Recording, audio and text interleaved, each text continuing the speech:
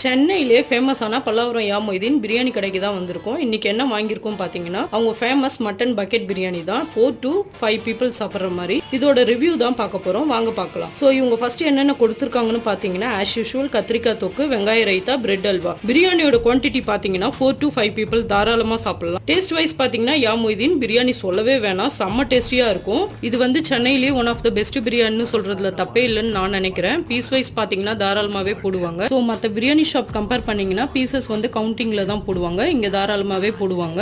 Mutton piece வந்து பாத்தீங்கன்னா செம்ம ஜூசியாவும் டெண்டராவும் சாஃப்டாவும் இருந்தது. இவங்க கொடுத்த கத்திரிக்காய் தொக்கு என்னை பொறுத்த வரைக்கும் எப்பவுமே நல்லா இருக்காது. வெங்காய ரைத்தா குவாலிட்டியா இருக்கும். பிரெட் அல்வா பாத்தீங்கன்னா எப்பவும் நல்லா இருக்கும், இன்னைக்கு பாத்தீங்கன்னா நல்லாவே இல்லை, சண்டேன்றதுனாலயா என்னன்னு தெரியல.